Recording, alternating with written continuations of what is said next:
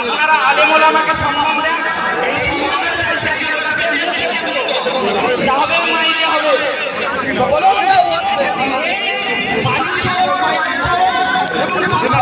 দেখতে পাবেন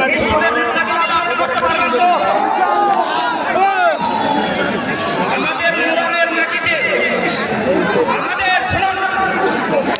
আমাদের মুরারের মাটিতে পাথরের খনি আছে, কয়লা আছে, খনি আছে। এই পাথরের খনি কোনো টাকা এই মুরারের চৌধুরী এমএলএ